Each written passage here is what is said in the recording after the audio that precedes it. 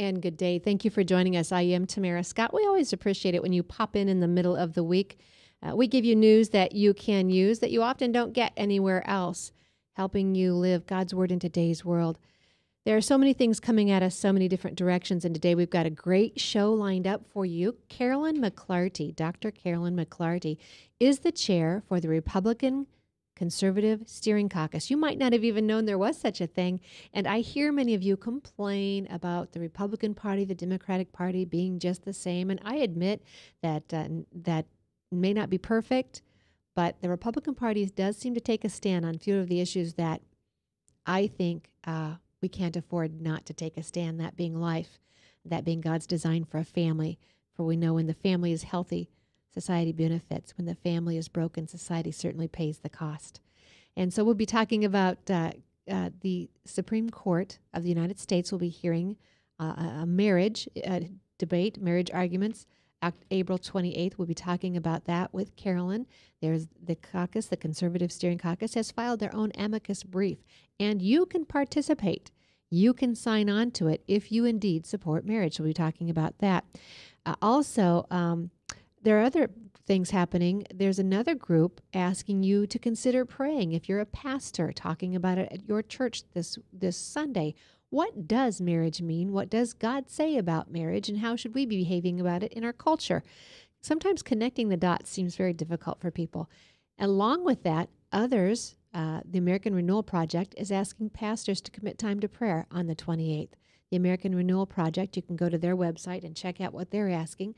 But if you've got a church, you know, the Bible calls us to prayer. 2 Chronicles 7:14 asks us, if we will pray, if we will repent, if we will call on his name, if we'll turn from our wicked ways, he'll hear our prayer, he'll heal our land. So it's not that he won't, it's the if. That two-letter word, the small word, is often the hardest word in the Bible, and the if is up to us. So that's something we should be considering. So we'll be talking to Carolyn about those things in just a minute. Let me just check Ryan with my producer. We thank Ryan for always making things happen on time and getting the events up for you. Ryan, I had sent you a couple of announcements, and we were debating whether to talk about them now or later. Do you want to talk about them now? Do you have Rand Paul ready? And let me just go ahead and pop him up. Rand Paul was at the Susan B. Anthony event this last week, and they were touting something he said. Now, this is Rand Paul saying, I paid for this microphone. I wonder if this is not the right clip. There's an audio here? Is there not a video with it? Oh, that's what I wanted. Rand Paul was asked the question. Well, I'm going to bring Carolyn on because she was at the event with me. Carolyn and I were both, along with several other RNC members, one of those issues, as I said, that the Republican Party seems to take a stand on, that the Democratic Party either doesn't take a stand on or takes a stand against, and that would be life in the womb, frankly. And so Carolyn was one of several who got to attend the Susan B. Anthony event and hear some of the training and things that are happening in the life community that Thursday before the happening, and it was really good information. Carolyn, thank you for joining me. Thank you, Tamara. Thanks for inviting me. Appreciate it. I appreciate your time on the air. I appreciate your leadership in the Republican Party, the National Republican Party. Thank you. You are the Conservative Steering Caucus. Committee, yes. Conservative Steering Committee. Oh, well, I've said caucus to every email I've ever sent out. Well, that's okay because it's really part of the Republican National Conservative Caucus. It's a subset of that. Okay. It's a little confusing, but that's what it is. And so you chair that right now, and I want to get to that in this show. We'll talk about our amicus brief, but I was going to mention Rand Paul. And do you remember the question it was that the reporter had asked Rand Paul when he answered so beautifully? Oh, golly. They were trying to catch him on the abortion issue. Was it the 20-week ban? Yes, it was all about the 20-week ban, and he turned it around to ask, telling the reporter to ask Wasserman Schultz if she was in favor of killing 7-pound babies, because that's what 20-week babies can weigh. Right. And it was just beautiful to see. And this is what we're looking for. If we can find a candidate who knows what they believe enough to stand on it without wavering, when we see the wavering, then those who would like to support you start to back up because they're not sure you're going to be there once they step out for you.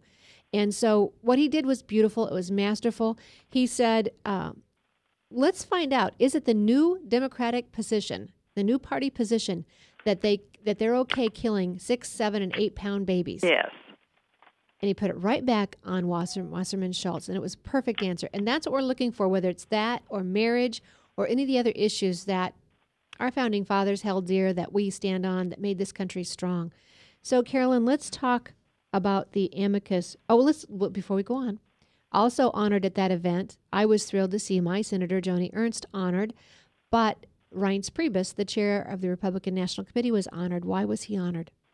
Well, he was honored for his support of the pro-life issue, and especially in the fact that last year our RNC meeting was in D.C. at the same time as the March for Life, and he postponed that meeting so we could go to the march. And he went, too.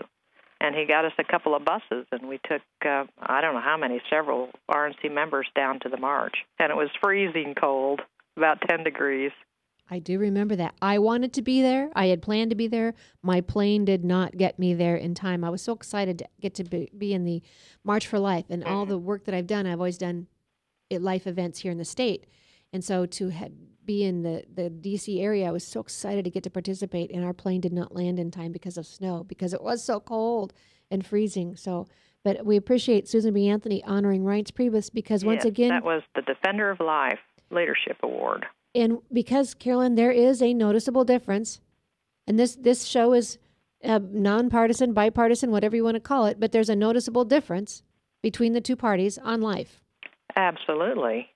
Total difference. Black and white, dark and light. And if you're not going to support life, you're probably, those other things, as they say, liberty and the pursuit of happiness mean little when you don't have life. That's true. All right, so let's go to the amicus brief. Tell us why the Republican Party is stepping into this. Well, the Republican Party has always promoted and protected traditional family and marriage. And we felt like, as our conservative caucus, that it would be wise for us to stand up and remind people of our history. And so we have Jim Bopp, who's a constitutional lawyer. He agreed to do this for us.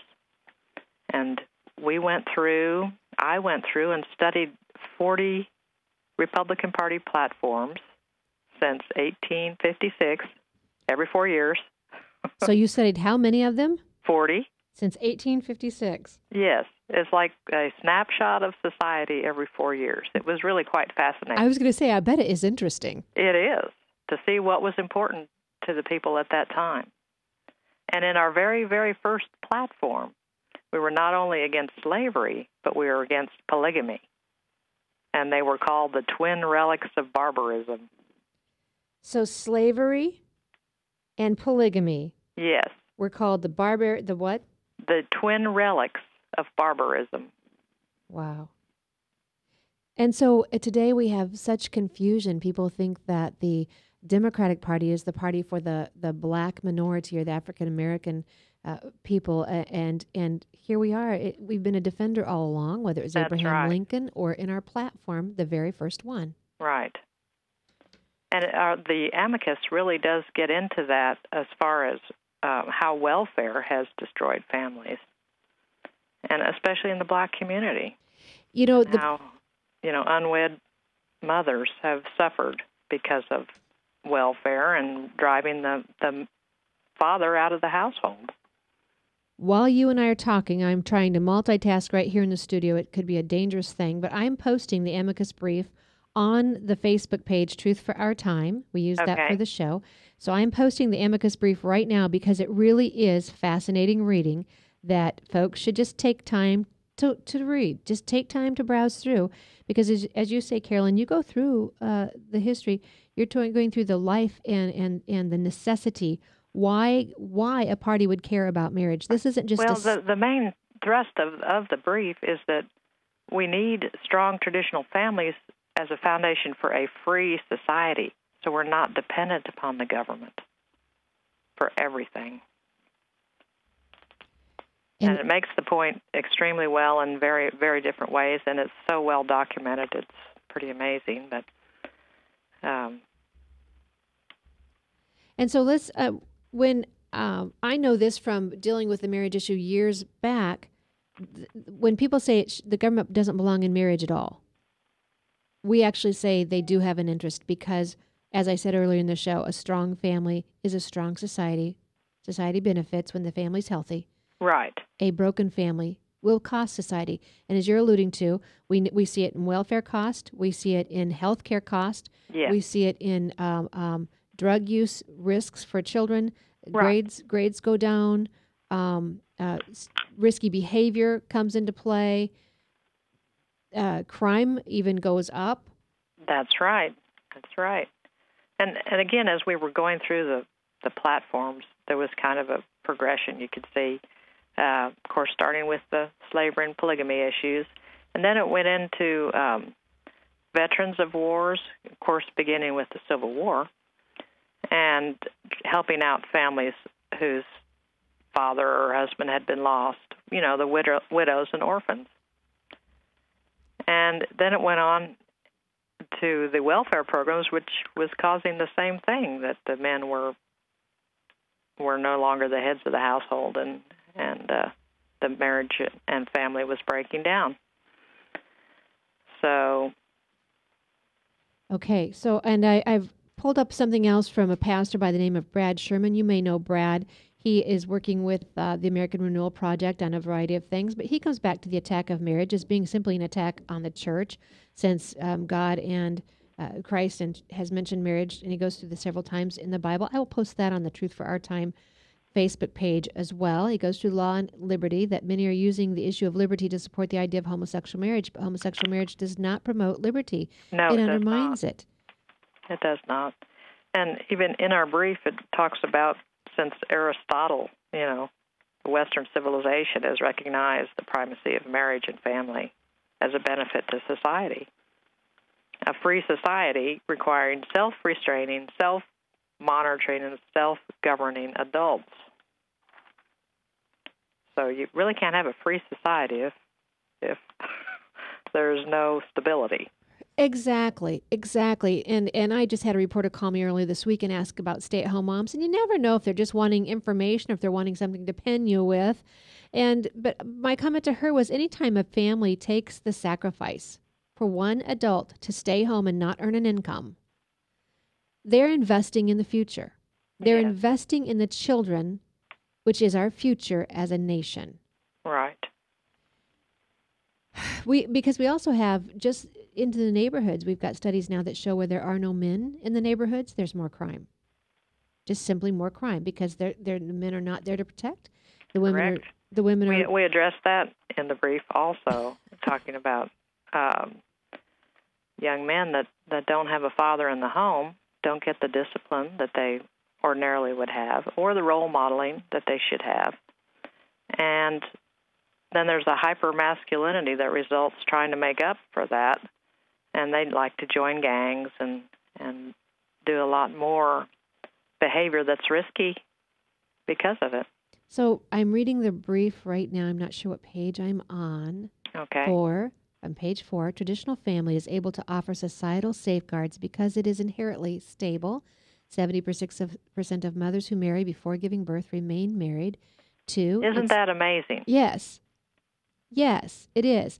And how much healthier for that child. So that's your investment in the community, because we know when kids go through divorce, we see the greater risk, as I just mentioned earlier, the grades, the emotional distress, the risky behaviors, the incarcerations. So not only is it healthier for the couple, and, Carolyn, there are several other websites we can go to that give us interesting statistics on marriage and men and women being healthier when they're in a marriage. I was just reading one that young men who marry young and perhaps don't even go to college will earn more than their peers who are not married and went to college. Right. That's true. That was surprising to me. Well, it shouldn't be.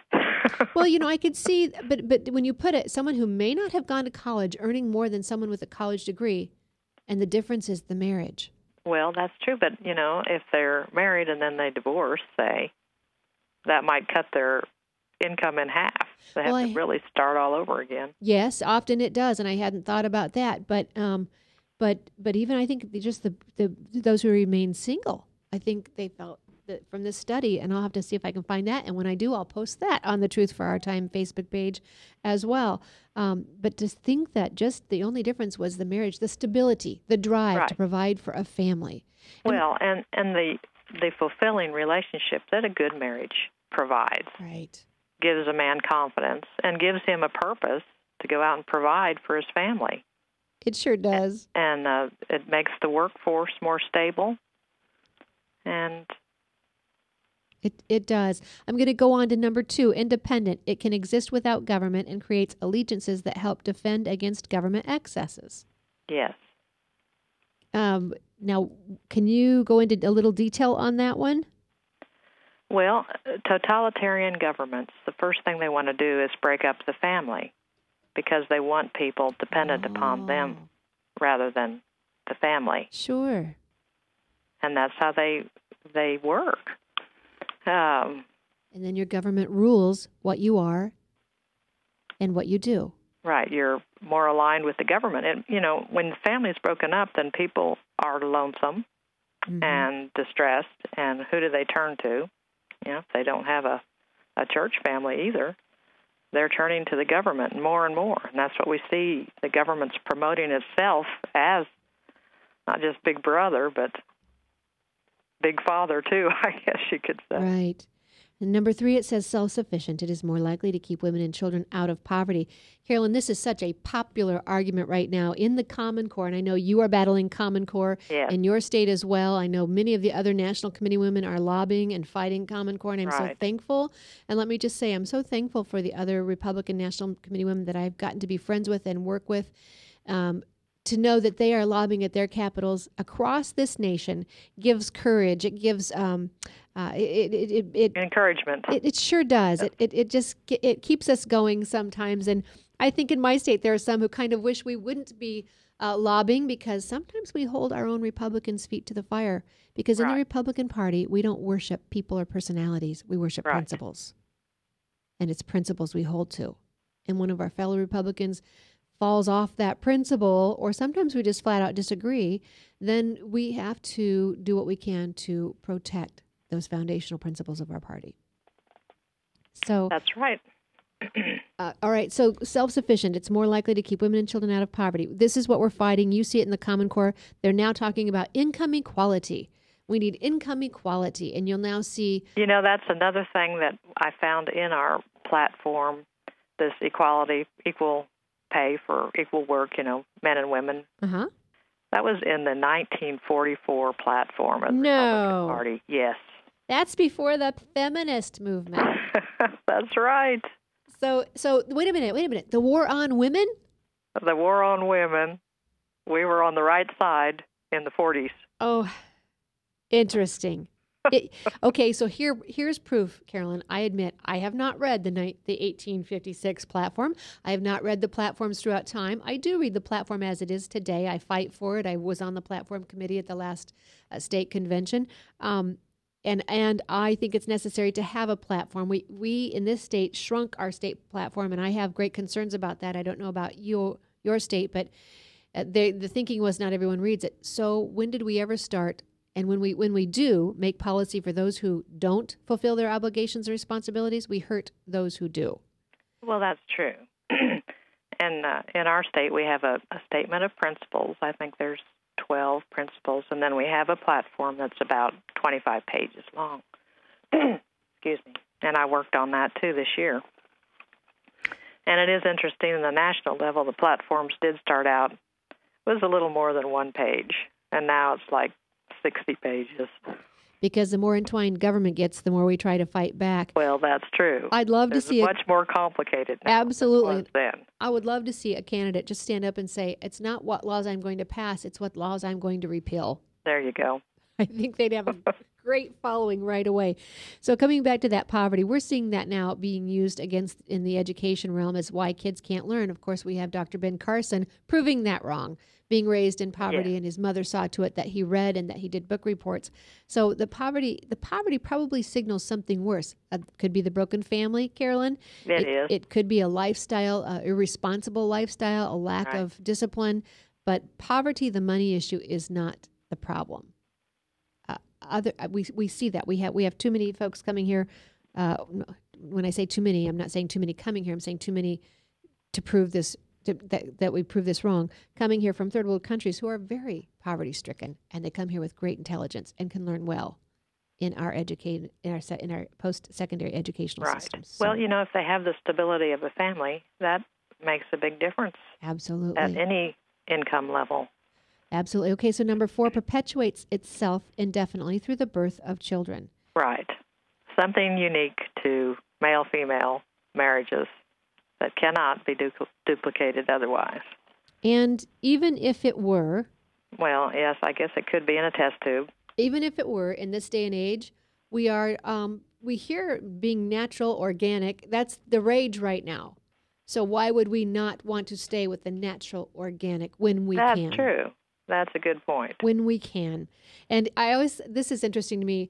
Last year I had the honor of participating in the Nation of Marriage's National Day on Capitol Hill. I got to speak in front of the U.S. Capitol on marriage. And they cut, our speeches had to be toned down in time, or I would have said this. But behind me in that U.S. Capitol, you will find women who are fussing on the left. My counterparts on the liberal side of the argument are talking about equality. By 2020, they want 50-50 in the state houses and the U.S. House, the U.S. Senate. They want 50% women, and 50% men. They want that 50-50. They want equality. And so my laugh is, then why wouldn't you want equality in a marriage? There you go. Why aren't those same women wanting that same argument at home? Because we know children do better when they're raised by their biological parents. And, this brings up the feminist movement. They've been against marriage from the beginning, against traditional marriage. And it was up until the Massachusetts court case in 2003, where they recognized same-sex marriage in Massachusetts, that they've kind of changed their tune, and now they see that this would also destroy marriage, so they're for same-sex marriage. So repeat that. I'm saying the extreme feminist movement and, the gay liberation movement really is using same-sex marriage as a way to destroy marriage, because you have to redefine marriage in order to have same-sex, quote, marriage. Right. And so what about those candidates who say, I'm okay with civil unions? Well, I'm not okay with that. Well, I think that's a cop-out, really. Well, it doesn't make sense to me, because the whole point of our concern with the same-sex marriage is that the act, that God has not condoned it. I can't condone what he's condemned. I just can't go there. And so to ask or to force American citizens to condone something that is against their deeply held religious convictions is wrong. And so whether you call it marriage or you call it a civil union, you're still asking your fellow citizens to embrace something that goes against their First Amendment religious protections. Well, that's true. And here's where we get into the religious liberty issues that we're seeing around the country now. That same-sex marriage is infringing on the religious liberty of others. And, religious liberty is the battle right now. We're seeing, Indiana, if we would have stayed strong on that, would have been a great plus. I think you would have seen a fervor build behind the governor. I think he could have been what Governor Walker was in 2012. I think he could have been Governor Pence in 2016 with the same fervor. But unfortunately, they backed down. And that is a real disservice to the truth of the argument and the direction we're heading. But the religious liberty, that is under attack. We've seen it here in Iowa. You've seen it. People are being sued. And, I spoke on religious liberty just a couple weeks ago, and I can't tell you the fervor and the hits, the hate. If the Christian evangelical movement was as good at loving as the other side is at hating, That's a good one. we would be so advancing the Yes. cause. Well, I'm just worried about if the Supreme Court rules on this that the ban is lifted. What's going to happen to pastors that don't want to perform these marriages? Well, I think we've already seen that in Houston when a homosexual mayor, an activist mayor, tried to take 5 of them.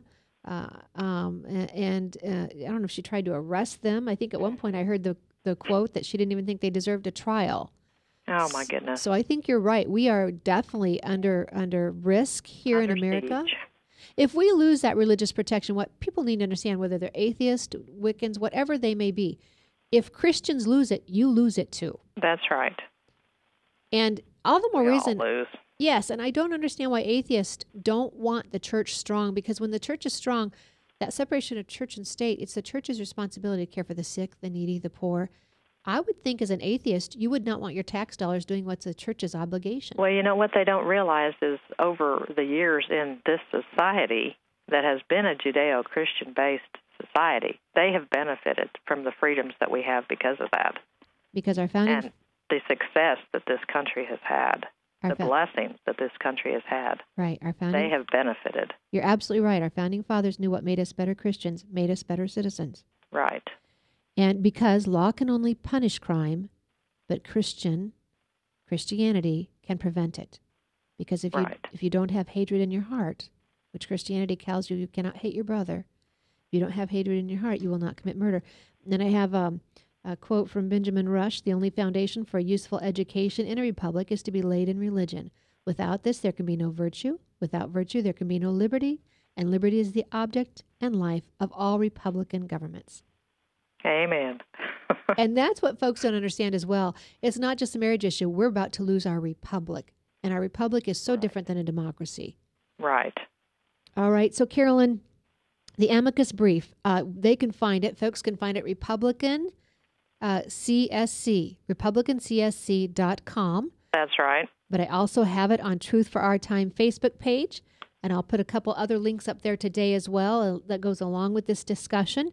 So you can go to Truth for Our Time Facebook page. And then the hearing is April 28th. We need people to go to that republicancsc.com, sign on the pledge. Yes. We have about 770 signatures on it now. And we'd like to really boost that on Facebook and around and get more people to sign on. So for those of you, don't think this argument's over. I understand the concern, the numbers in the courts. I get that. But do what you can do. Right. Don't look to others' reaction. Pray for those members of the court. Yes. Especially Kennedy, who's the swing vote in this. And they'll look at it on the 28th, but they won't make a decision until June. So we have time to pray for them, that they will read this brief and read all the conservative briefs that they have. There are several of them. And take it to heart. And so the amicus brief, we would like you to sign. Send it to your emailing list. Send it to your friends. It does you no harm. Sign on and stand for marriage. And then, of course, there is a GoFundMe page behind it because it did cost us a good amount of money to do this. Yes. And so if you are inclined, go on and give a donation to that as well. But Carolyn McLarty has been my guest today. Carolyn is she's the chair of the Resolutions Committee on the Republican National Committee, but also the chair for the Conservative Steering Committee. Thank you very much, Tamara. I've enjoyed visiting with you this morning. Well, I appreciate your leadership, the leadership you've shown in your capacity at the Republican National Committee. I appreciate your friendship. I'm just so thankful to have gotten to know you and some of the other ladies there. And, of course, we have great National Committee men as well. But, you connect with the women that you get to see when you're traveling and on the phone with. So thank you for your leadership, folks. It's the amicus brief. It's necessary because a group of Republicans signed one, a while back saying they were ready for same-sex marriage, and we are not. It's not in our platform. We don't support it because as the reasons listed in this amicus brief, and I would invite you to read it. It is interesting reading. We support marriage because we support what is best for this country long-term, what is healthiest for our children. As Ravi Zacharias says, you will know a civilization by how they treat their children. And for that, I would just ask you, Again, the difference between the Republican Party and the Democratic Party. We don't kill them in the womb. You may find a few Republicans who might tout that position, but it is not the mainstream of the party nor the base. We protect life, natural life from conception to natural death, because every life matters. Every life is a gift of God, and no matter what age or what stage, God has a plan. And even in harm or in times of trial, good can come. I think back to when my father passed away. There were so many great lessons that came alongside his passing and what he was able to teach and pass on to my children. Taught us how to live, taught us how to die. So those are just some of those great strengths, the character and the virtue that we espouse that makes us strong and that I think we still have in the Republican Party. Amicus Brief is available at republicancsc.com. You can also go to the Truth for Our Time Facebook page, and I'll have those available with the other links for you today. We're going to take a break now. We need to thank our sponsors. Thanking Christians for America. Christians for America, Crave. Christians reviving American virtues every day. Pastor Don Swarthout, we're so thankful for him and his ability to minister and the books that he's written and to help other young evangelists and ministers start out as well. We also thank Webcast One Live for allowing us to use the studio. There's some changes coming. We'll be moving to a new location. I just saw it. It looks terrific. And at that point, we'll probably go back on to some of the syndicated stations. Right now, we're just doing the online podcast, which you can take these from Tamara Scott Live. They're available at Tamara Scott Live on YouTube. Take them, send them to your friends. This 30-minute segment with Carolyn. Pass it along to your friends as to why, if they haven't thought about marriage, why they need to think about it. It's not just an emotional issue that we get charged up and confront with at political times, but it is something that we need to understand as far as the civilization and the continuation of our society in a healthy whole. We're going to go to our break. We'll be right back after these messages. We'll come back with Donna Garner talking about the H.R. 5, the A+ amendment at the federal level and how it's going to impact us in our states. And she has an interesting tie to that amendment, that bill, and some of the leftist agendas that are coming through as well. Stay tuned. From the RE/MAX Real Estate Concept Studios, this is Webcast One Live.